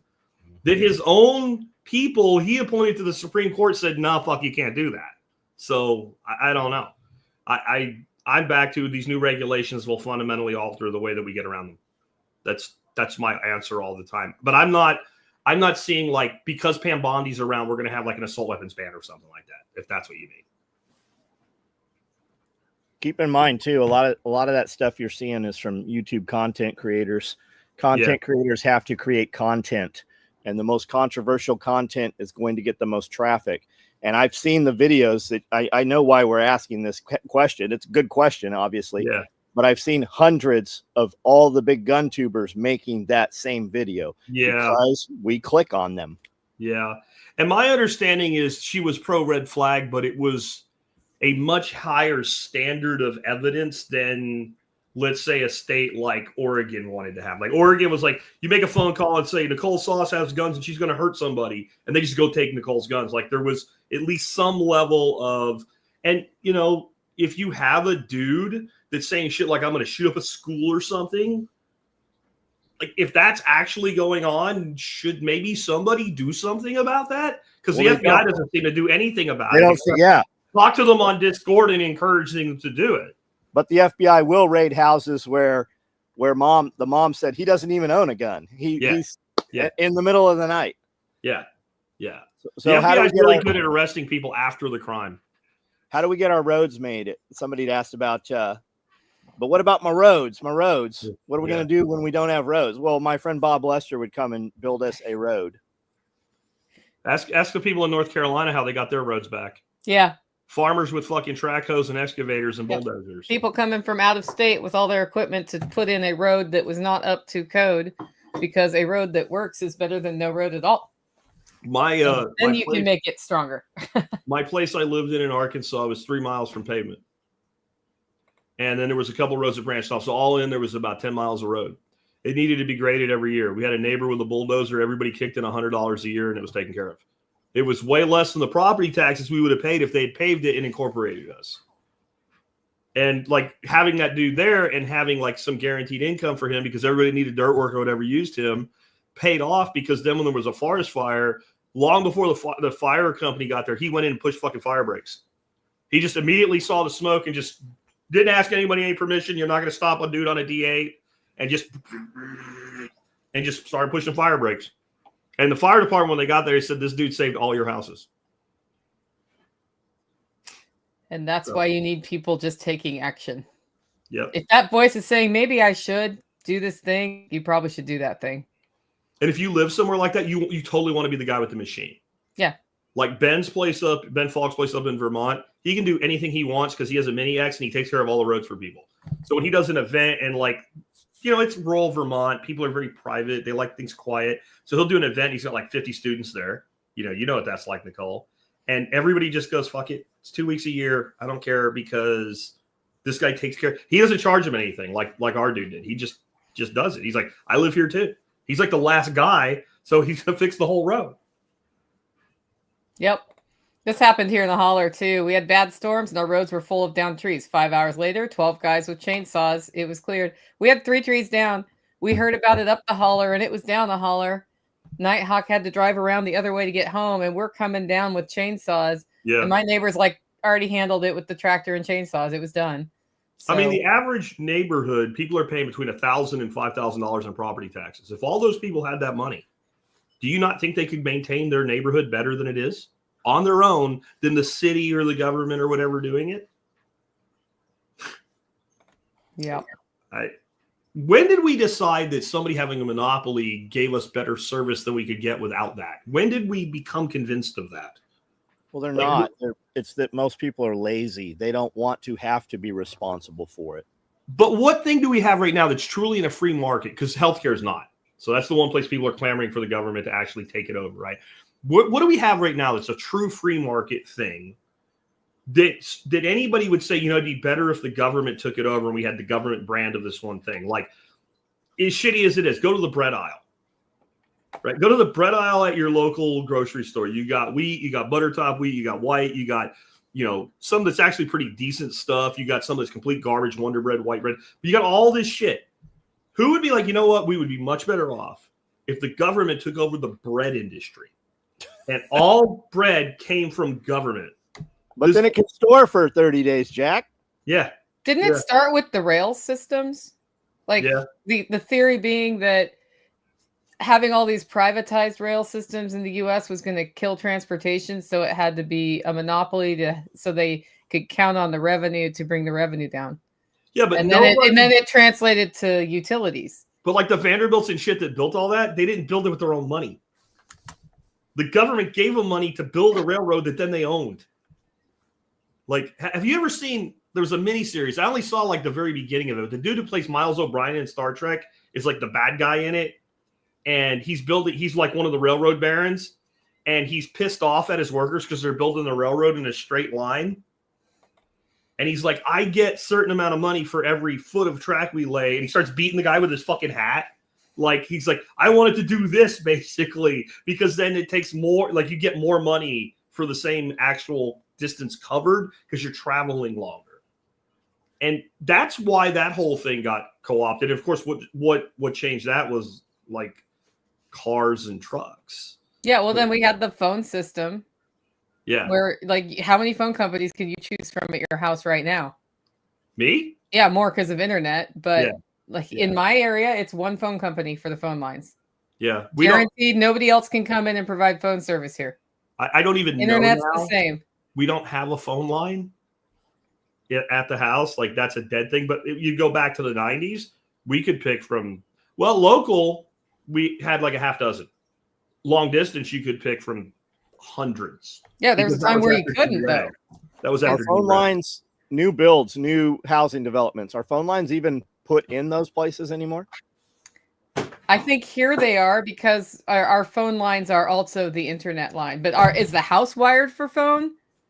I don't think many people are doing that anymore. Like a whole town. I mean, brand new housing community. I wonder if phone line even comes in. Like when we were trenching to put in more water lines, we cut every phone line in here. And when we built the building back out, there's no phone jacks in the building anywhere. Yeah, we have to have a phone jack for the DSL to work here. Got it. That's going to go away. I mean, I have fiber now, so I don't need it. Yeah. But I've had a phone number, I've had a local phone number since I moved here. I have no idea what it is. I've literally plugged a phone in one time to see if it works, but I don't want people calling me on that number. Yeah, so we have an 800 number, but it's voice over IP. Yeah. Yeah, no. I have an actual phone number and I get on the phone. They're like, "What's your phone number?" I'm like, "I don't know. Look me up by my address because I don't use that thing." Yeah. Yeah. So one of my preps has been to have an analog phone in a closet in case communications of all other kinds went down. But when we had the tornado, all of it was gone. We just bought an analog phone last weekend solely to do a video with, and it's Tiffany blue. And I think we paid $100 for this thing. Analog phone, they weigh 12 pounds And all these old analog phones are, $80. Yeah, some internet and most home security need a phone line, but I'm sure that there are communities where it's not even going in at all. Like there's no phone service at all. Yeah, No, we if had there's not a line there. It's never going to have one. We're just old fashioned here in my county. Yeah, our alarm company came through. Well, for the old building, we had an alarm, and when the cell towers all changed over, they had to come in and put a new module on because we have each of our alarm systems has its own basically cell phone built into it. Yeah, sales calls get to listen to whatever I'm listening to. Just press 1 and set up on the computer. It's no fun anymore, though, because now they're using all automation, and you don't actually get to harass a human unless you go through the menu and give them the answers they want to hear. I had a pretty aggressive sales guy call me trying to get me to sell my duplex in Nashville. He was a jerk on the phone to me. And he was like, do you want to sell it? I'm like, well, what are you offering? Yeah. Well, what will you take? $1 million. I was just like, well, I mean, tell me what do you think it's worth? Yeah. Surely if you're calling me, you think you have an idea of what that part of the city is worth. And then he started getting mad at me. And then I hung up. He probably didn't know. He's just qualifying you for the next guy. Yeah, totally. That's what was going on there. I told him I'd entertain a serious offer. I wouldn't mind 1031ing that closer to me. It's a long drive to deal with that thing every time a squirrel eats through the siding or something. Any thoughts on South Korea president declares emergency martial law? Somebody else in the comments said that's been undone by Parliament there. It may have. I just heard it this morning, and it's supposedly because North Korea. And North Korea is interfering with their freedom. But I don't know what that means. I'm not one that tends to comment on shit that I don't actually know anything about. And so I know everything I just said and nothing more. Right. I know what was in the comments. Martial law declared, and somebody said then their Parliament or Congress or whatever they have, whatever word they have for that, undid the resolution. So you're saying their legislature actually applies checks and balances on their executive branch?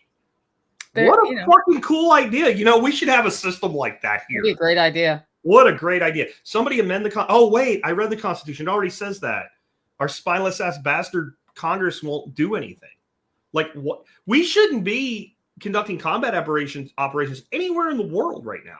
The authorizations being used to do it are 20 years old at this point. Yeah. And it was for Afghanistan and Iraq. And somehow those authorizations have people like in fucking Africa. It's not about that. Yeah. It's just not about that. Yeah. But our Congress is spineless. That's one of the best lines ever to come out of Ron Paul's mouth was that the Congress is spineless. They will not rein in the checkbook, and they will not put checks on executive authority. They'll attack the executive if he's on the other side in hopes that it will help them win the next election. But they won't actually check the power in any way. Okay. Reuters says troops stormed the parliament to stop the president, per Reuters. Interesting. That could, what I always wondered is how many people in South Korea are actually pro reunification. They're about to find out. Because I remember a dude I served with that had just come to Panama from Korea, and he said he bought a map over there of the Korean Peninsula, like for a souvenir, and there was no north or south, and they have what's called ROC, which is like the Korean army, and you have like guys you work with when you're there as a U.S. soldier, ROC counterparts, and he asked the ROC, like, why is there no, and he said, why do you always want to cut our country in half? And that's 90s that was said. So I think there's a big push toward reunification, but there's a lot of people in the South that think it can be done without like becoming North Korea. Like they think like their version, and I think there's from both sides that they both want to reunify, but they both want like their system. Yep. And the system is not like U.S. light either. Like even South Korea, we think of like this bastion of democracy. Like our mutual friend David told me that like they have the ability to just say you're working today. The government does, but you're working for Samsung, and they'll bring in like 8,000 workers for 2 days, and then just send them. And whatever you're doing, you drop it and you go do that. And people actually do it. It's fucking weird. And he's like, Samsung's like, I think he says like 40% of the entire South Korean economy or something like that. Wow. That doesn't surprise me at all. Like everybody works for Samsung or is related to somebody that works for Samsung. And even if you don't work for Samsung on certain days, work for Samsung? You work for Samsung that day. Yeah. Yeah, that's harder to do here. Imagine the whining. Oh, I can't come to work. Every once in a while people My float dysphagia is acting up today. Every once in a while people float the idea of like mandatory national service. And whenever they say it for military, I'm like, I don't really want that. Like, I think that's probably a bad idea. But like a mandatory like year of service might actually be a great thing. But can you imagine the wailing and gnashing of teeth among like the Gen Zs right now or whoever the next generation is whenever we would do it when that happened? You have to serve your country for a year. Or just work to get out of high school, you have to work 90 days of customer service, 90 days of construction trade, or just 90 days of work anywhere. Something. Anything. Like we had to get permission to miss 1 or 2 periods of school to go to work. I don't know if they even do that anymore. We had a work study. Basically, you had to have your employer say, "Yeah, he has a job," and then they would send your schedule to the school, and then you could be released. Senior year, we were able to do. Yeah, it was senior year only for us, and it was only afternoons. So it was after 12, you could go to work, which is what I did. That's what it was too. We had to be because I didn't need the classes at that point. So yeah, we also had a thing called senior lounge, and even if you didn't have a job, if you had study halls at the end. And your grades were a C or better, you could go to senior lounge. And if you didn't have anything else, you could leave. Yep. I had to work, but yeah. I mean, it was better to earn money with that time. Yes. Yeah. Unless it was hunting season, then it was better to go get meat. It's the same difference, though. Like the meat has monetary value too, right? So. Yeah. I know in Germany, I don't know if it's still this way, but it was, you chose a year of civil service or a year of military service. Yeah. And if you were a dude and chose civil service, that was actually looked on not as good as if you had chosen military service in the job market later. Yeah. I'm sure that's changed by now, but. And Tuger's saying, no, thank you to mandatory military. I agree with that. And right now we couldn't do it anyway. I think it's something like 15 or 20% of people that are 17 to 25 even qualify to serve in the military. It's whatever the number is, it's very, very low because of obesity. Like there's certain drugs, mental stuff. Yeah. But there's also certain drugs. If your child has ever been prescribed things like Ritalin, they cannot serve in the military unless they eventually change that. But right now, my understanding is there's a whole shitload of drugs we give kids that once they've been on that for any length of time at all, even if they're not taking them anymore, they're ineligible. So do you think we should be giving that to now is the way I feel about the military right now. I'm almost like we should send my grandson to the doctor for a prescription. He doesn't have to take it. It just has to be there that he had it. Because some of the shit I see going down, I see the draft coming back. Yeah. And I think one of the things people don't understand is we do not have to be at war to have a draft. If you see a mandatory draft coming back, a lot of that bullshit's going to go out the window. You're going to have people they won't take now. You're going to have all the screechers. They're getting drafted. They're going to take people. You mean all the people with the little Ukraine flag in their profile with the blue hair that say we need to do this? Those people have to go too? They don't know that, John. They're not aware of that. Yeah. If you now there is a point where people can't serve because they're just not capable. Like the entire school lunch program happened because of the World War I draft. There were so many young men that they looked at him and said, we can't send this fucker because they were so malnourished. And so the school lunch program was never to feed kids. It was to supply cannon fodder.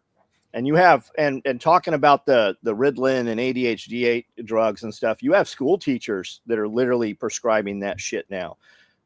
There are many stories out there where the teachers push that. There wasn't, and it's a school kind of nurse type deal. They didn't even see a care provider outside of the school. So it looks like that's changed. And we got 2 people saying that if you're off for long enough, then you can join. So they've already changed that. Because they had to. Yeah, because I think I think the Army was 60% of the recruiting goal last year. And that's what I'm saying. Like, don't think we have to have World War III to have a draft. Especially all you fuckers that are like 17 to 30. Like, the 50s, we had a draft. There was no war. Right? Like, it's 50s and 60s we had during peacetime. That's when Elvis Presley was drafted. He became a tanker. He was stationed in Germany in peacetime. Just because you saw him in a war movie doesn't mean that he was serving during wartime. He was drafted during peacetime. And we have had multiple peacetime drafts to make manpower requirements in our history. And so if it happened before, it can happen again. And hey, yay, feminism. You ladies, you get to get drafted too. Isn't that wonderful? Yeah, don't move those rules around. Like if you go into the recruiter and tell them you use meth, you're not getting in the military. Yeah. If you use Adderall, that says methamphetamine salts on there. Yeah. They will move those as they see fit when they need them. So we got somebody saying not as tactical as your friend. That was the rule in 2011. I don't know which rule. And probably forever. How long you have to be off the drug before you can serve? Yeah. Perhaps. And everybody talking about, I need to know that guy has my back. When they start that draft, that's where the term frag came from. Like during Vietnam, you had dudes fragging their superior officers and such. That was, some of that came from the draft as well. People not wanting to be there. That bullshit's all going to go out the window when we start having U.S. service members killed in any numbers. They're going to bulk those up. They're going to fill that in. Yep. So Builder's got a question, but I want to clarify before we answer it because I'm not really sure. I have ideas about building refrigerators in garages, which I assume he means built-in ones, not what like do you a walk-in. How would you market it to consumers and potential builders? So that's got to be a built-in rather than... It must be, except the reason I'm asking is there is things you can do to an existing refrigerator to make it survive the environment of the garage, like using undercoating and stuff like that as a coat, use undercoating that you can buy at a spray can on certain parts and things like that. They make it last longer. So is that what you mean? He says not built in. So what, as an agorist, I don't care. Dude, what do you mean? What is the product? So the first thing, if I'm going to market your product, I have to know what the fucking product is. And right now, it's not a built-in.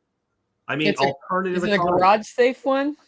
But it's an alternative economy, is what he says now. Okay, until you can actually explain the product, we can't answer you because we don't know what it is. What do you mean built-in fridge? What does that mean? As far as refrigerators, I don't think that's what he's talking about. I don't know what it is he's talking about. But refrigerators and freezers, there are several Instagram pages where these dudes go buy these 1920s, 1950s refrigerators and refurb them. They sell for thousands of dollars. Yeah. These things, the features that are in these things, they're fucking awesome. Stomp the stuff that we have now. When you look at shit from 50, 60, 70 years ago, it's like we've just gone fully retarded now. Like we cannot even build shit. Well, I mean, it's built to fail on purpose. Go buy a Samsung fridge and see how long that lasts you. We went through 3 of them in, I think, 4 years. I got a Korean fridge 2 years ago, and I'm replacing it with a commercial in the next 12 months because it's already acting up. Yep. It's like $1,200 for the new Korean fridge or $1,200 to $1,500 for a commercial fridge. Yeah. You can buy true freezers and fridges. We have them. It's the same thing that's in Walmart, Dollar General. Be aware when you need service on those, depending where you're buying them, they will tell you the year of manufacture you're buying. A lot of times a used unit. When you need service, your typical refrigerator dudes cannot work on those things. Like ours is a closed system. Our guy had to cut it. They do not run They run on propane. They do not run on refrigerant. So just be aware of that for anybody who thinks they're going to go buy one of those. I think we've had 6 of them. I have 3 currently still in use.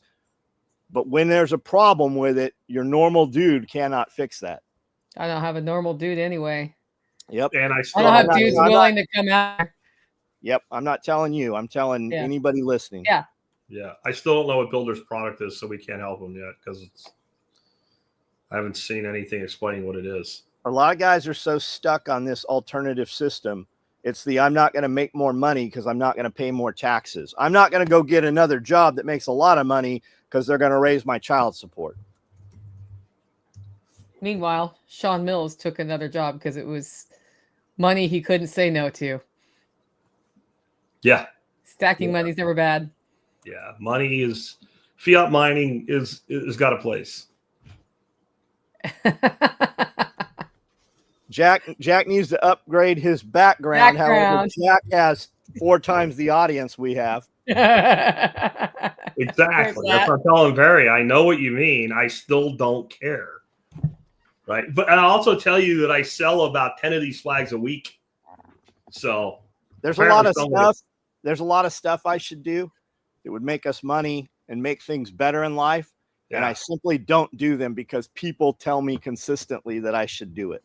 That's one. The other side of this is if I actually believed that changing my background would give me a bigger audience and make me more money, I would change it. But I don't believe that for an instance, right? I don't. Just like when I started out podcasting and people said, you should podcast for like 15 minutes, man, because people don't listen to long form content. And like now the most successful podcaster in the world does 3-hour shows, right, with Rogan. And like you had a misspelling in your show notes. Well, look, I have fucking 5 minutes to do my show notes while I was running a company with freaking 2,500 contractors in it. So that's what you fucking get. And if you don't want to listen to a podcast over the fact that I put there instead of there, I don't give a fuck. It's also made you look. What I need to do forever. And the only time I listen is 2 things. 1, I'm like, that might make me more money. And 2, the person giving me the advice can show me what they're doing and how it makes them successful. Because if you don't run a podcast, you know, I'll listen to you like, hey, here's a subject idea. But you start telling me what I need to do and you've never done a show, I'm sorry. I know it sounds arrogant, but I don't take advice from people who are not successful in the area they're giving the advice on. Yeah, I literally did this background because John's like, I don't like your background. It would look better painted black with a better sign. I didn't. And then I was like, well, I'll call Benchmark, who is there, and they made my sign. And he's like, your lighting needs to be better. You look like a ghost. I said, this would be better. I didn't say, hey, this looks like shit. Yeah. Here, I'll give you better lighting. There. Feel better? I hope what's his name feels better now. Back up 10 year. There was no wall. You don't deserve better lighting. Fuck off. Right? It was only audio. Kidding, you know. He's right. I've thought about doing something with the background, but in the end, you know, I kind of like this look. Like this is who I am. When I did the keynote for Liberty Forum years ago, they asked me if I would do it because they lost their keynote. So then I'm like the backup keynote guy. And I'm like, well, I'm doing it, but I'm doing a t-shirt and jeans because like keynote night up there is usually big dinner, congressmen come in, people are in suits and ties.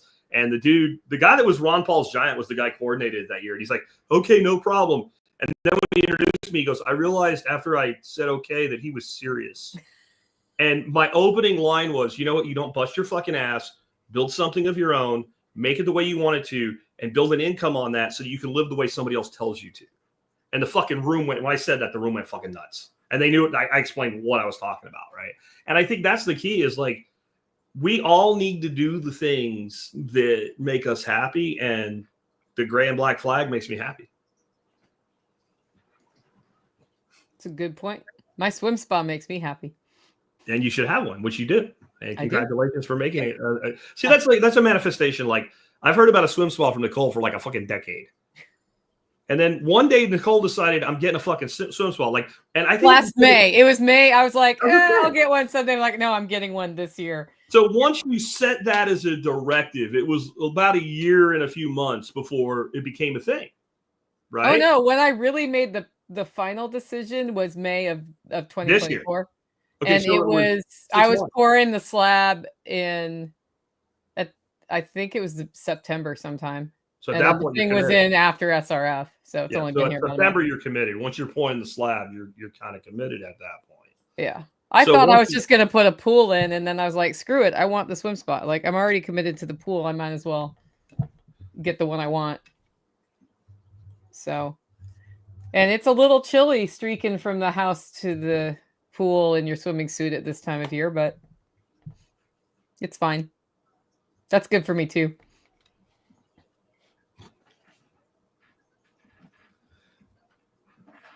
Yeah, we're just playing with Barry, just so everybody knows. We're not really picking on him. Yep. Okay. You guys ready for another topic? I want to know your predictions for 2025. We've got a new president coming in. What do you think's going to happen in 2025? Automotive industry crash, circa 2008. Big three bailouts. Orange Man will give them money. It has to happen. Our inventory is fucking stupid high. We have cars sitting on the lots that are $65,000, $70,000 cars that have been on the lot for 17 fucking months. $100,000. Yeah. Too big to fail. Yeah. So automotive industry fucking catastrophic crash. I don't even know where the cars they're building are going. It doesn't make any sense. Like the only lot that I know of that's not stuffed to the gills is my local Toyota, and they're not making enough vehicles. Yep. And they're only making the ones that they're making Camrys, 4Runners, Tacomas, and Tundras. That's all they're actually making. And you have to wait to get one. Everybody else, Dodge, Chevy, Nissan, etc. I'm sure there's like lot managers looking at their roof going, can we fit a fucking couple cars up on that roof? Because there's no place left for any vehicles. I don't get it. I don't know why Toyota doesn't have any. Like maybe they're smart and they know not to build what they can't sell. But then what do you do with your workforce if you're not building cars? Toyota they don't even have one. They'll show you a picture of it. Yeah. Yeah. Well, there was like, I went to Toyota for some service, and there was like 5 people doing paperwork. And this is like a year ago, and they really didn't have cars. And I asked the guy that I deal with there, I'm like, what the fuck are they buying? He goes, they're buying cars that are coming in 3 or 4 weeks from now. They were doing the paperwork to buy the car sight unseen, but they're the only one with the scarcity. And like right across the street, Dodge is sitting there, and they have like 40 Challengers lined up in every trim and color you can imagine. And I can sell the mine that I bought for $24,000 brand new when COVID started for $35,000 right now, because they're selling my car, brand new for like $42,000 now. It's for a base model fucking SXT Challenger. Like you used to be able to, like not that long ago, like pre-COVID, you go out and buy like an RT for that. Yep. How about you, John? I'm going to make more money this year. I'm going to build more product this year. My employees are going to make more money, and everybody I do business with is also going to do well. Predictions for shit that I can't control, I really don't know. I mean, it'd just be a talking point. Like when they're talking, I saw somebody talking about North Korea, South Korea. I don't know anything about it. I don't have anything to input. Anything I told you would just be some bullshit that I fabricated. I don't know. My numbers are good this year. My numbers were good last year. Every year, my numbers are higher and higher, and I have more to show for it every year. We're going to produce more food. The dirt's going to look better out here. The grasses are going to grow better out here. We're going to rely less and less on external systems, cabling and wiring and pipes coming in the property. We're just going to keep going in the same direction we're going. We're going to make new product. When something slows down, we're just going to change it. We're going to come up with a new product. If I can sell 100, we're only going to build 75. So there's always an urgency. I'm always going to have an income coming in. It might not be the exact same clients, but there will always be more clients than I have product. Awesome. I think we're looking at the year that digital currency makes a big move for implementation here. Yeah. Implementation. Yeah, that's what I've been looking at. As a result of that, I'm not making any changes in my focus. I'm just doing the best to build here. Look at the big. I'm not going to do anything any different. Right. I just have it's that. It's not what I can do different. It's just a part of the environment. Yeah. Look at the Bitcoin stuff right now, right? If you'd have taken the stimulus, the $1,400, right? Yeah. What we have right now, 70 grand, over 70 grand off that 14. Where I heard you say, I was listening to one of your things, I think yesterday, Jack, and you said people were like $300 is too high for Bitcoin, 1,000 is too high for Bitcoin, 5,000 is too high for Bitcoin. Man, I bought Bitcoin yesterday again. I buy Bitcoin. I try to buy Bitcoin every single day. Yeah. Yeah. What I love are the people, I'm going to buy it when it goes down. And my immediate response is, no, you're not. Yeah, listen to Sailor was on Valuetainment. He executed a $40 billion trade. He bought $40 billion of Bitcoin while sitting in Bet David's studio. He witnessed it happen. Yeah. Yeah, he's figured out the code. The thing is, like, this is the first time I've seen somebody that successful in a public company giving the blueprint to other public companies and saying, you guys should do this too. Normally, when you crack a code like that, you're like, I want to do as much of this I can on my own as fast as possible before others start doing it. But he's smart enough, dude, to realize if 5 other public companies do what he's done, that it's game over forever, because then everybody has to do it. And that's his play. I think his goal is to get 1 million Bitcoin. Right now he's got like 407,000 Bitcoin. Yeah. And the stock on his company is paying more also. You don't even have to buy Bitcoin. You could just buy the stock if you don't want to. Yeah. And the XRP guy, I bought $1,000 in XRP last weekend. Sell it. Sell it. Sell it now. I would buy some Dogecoin. I did that. I did that when they were Wall Street silvering it, though, and I rolled it like 5 times, and I had like $900 in a Coinbase from referral money. And I turned 900 into like 7,000 in 2 weeks, and then I put it all in Bitcoin and put it in cold storage. Like if you want to play if you play the casino of shit coins and you've doubled your money or better, take your fucking profits, because go back and look at the top 10 crypto projects other than Bitcoin and exclude stables by market cap in 2018, and then go look at it today. Like, these things, they go away and eventually they crash and burn, and then they get replaced by something else. So the 300,000 and 25, right? I thought it's supposed to be 1 million by 30 is what they were saying. Your kids are going to be paid in a day's labor in Satoshi. Even if they're not paid in it, that will be the unit of account. In other words, that's how you'll figure out how much money you're actually making. How many Satoshis is it? And it's insane to me that we're still having this conversation in 2024. And I figure we're about 30 seconds from somebody in the comments saying, you're betting your entire life's fortune on somebody not flipping a switch or something stupid. Like, those are the same people that live paycheck to paycheck. They live paycheck to paycheck. They have bank accounts. They have credit cards. They do everything electronically already. The government depends on the internet more than you do, but they're going to shut off the internet because Bitcoin. This is the dumbest fucking argument I've ever heard in my life. Well, again, they'll say buy silver. You go, how much silver you have? And they have like $5 worth. They have nothing in the bank. And if the power goes out or the internet goes out, they still have nothing in the bank. They have no cash. Like, what's your cash reserve? Well, I have, $700 in the bank, which is shit anyway. But that's not what I mean. I mean, like, if you have to put your hand on bills and you can't go to the bank. ATM. Who the fuck's been to an ATM in the last 10 years? I don't remember the last time I went to an ATM. Go take a force-on-force class at TAC Response and then come talk to me about ATMs. I can only imagine where that goes. I'm sure. I've got about $400 worth of sterling silver. Okay. Well, Battle Chemist will turn that into, he'll make other things out of it. Yeah. Mm-hmm. Yeah. Awesome.